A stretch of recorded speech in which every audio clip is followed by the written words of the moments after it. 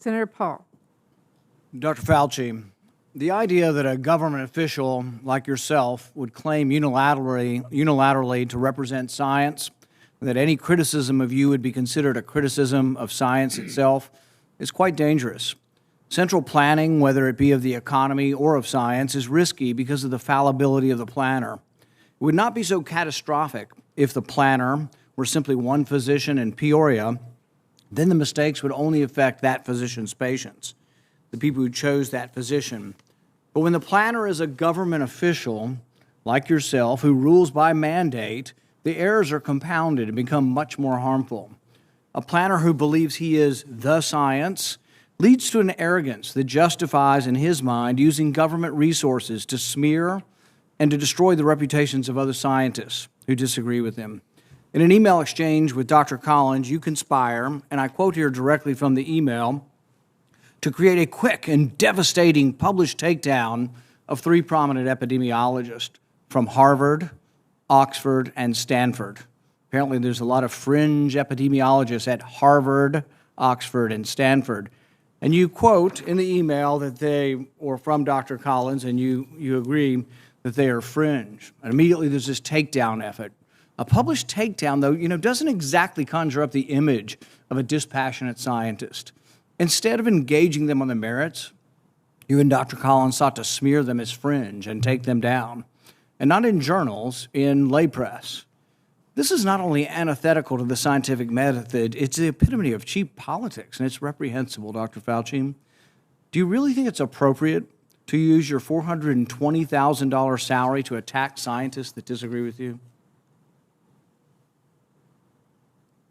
The email you're referring to was an email of Dr. Collins to me. If you look at the email that you responded to and hurried up and said, I can do it. We got something in Wired magazine. No. I think in usual fashion, Senator, you are distorting everything about me. Did you ever object to Dr. Collins' characterization of them as fringe? Did you write back to Dr. Collins and say, no, they're not fringe, they're esteemed scientists, and it would be beneath me I did not do that? You responded to him that you would do it, and you immediately got an article in Wired, and you sent it back to him and said, hey, look, I've got him. I nailed him in Wired of all scientific publications. That's not what went on. There you go again. You just do the same thing every hearing. That was your response. And this wasn't the only time.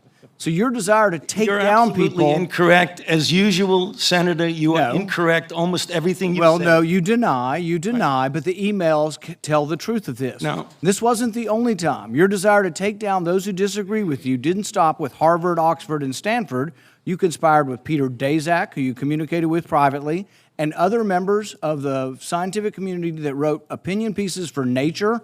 5 of them signed a paper for Nature, an opinion piece. 17 signed a paper that called it conspiracy theory, the idea that the virus could have originated in the lab. Do you think words like conspiracy theory should be in a scientific paper?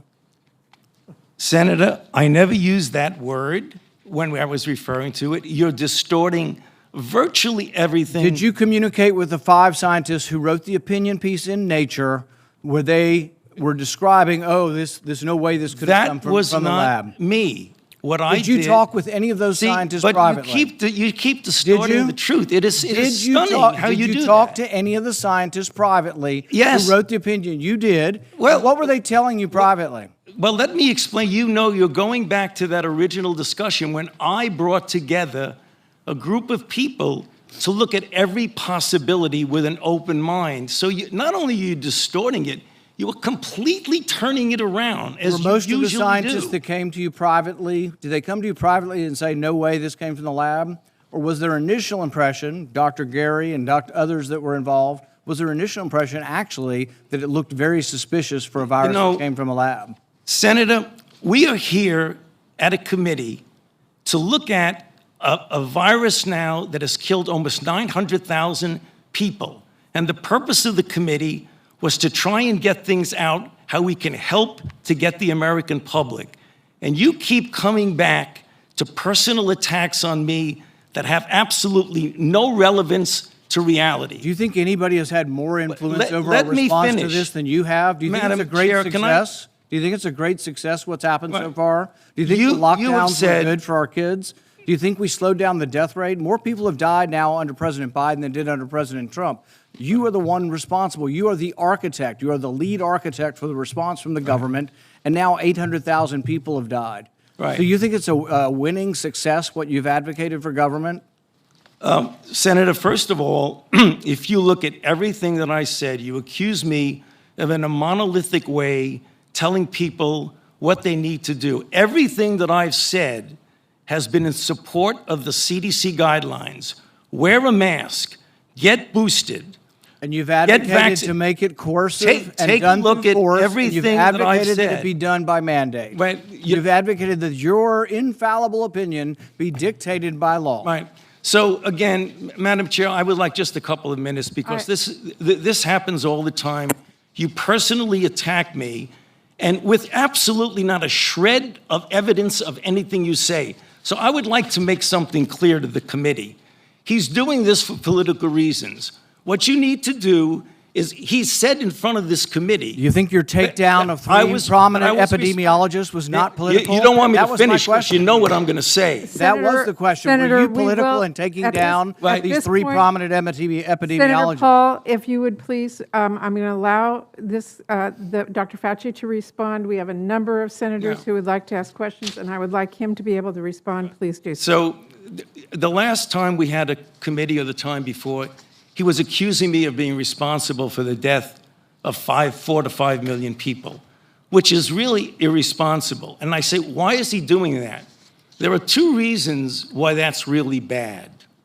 The first is it distracts from what we're all trying to do here today, is get our arms around the epidemic and the pandemic that we're dealing with, not something imaginary. Number two, what happens when he gets out and accuses me of things that are completely untrue is that all of a sudden that kindles the crazies out there, and I have threats upon my life, harassment of my family and my children with obscene phone calls because people are lying about me.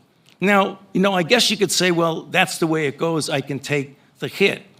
Well, it makes a difference.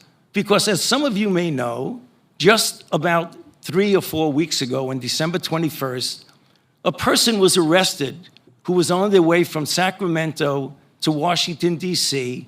at a speed stop in Iowa. And the police asked him where he was going, and he was going to Washington, D.C. to kill Dr. Fauci.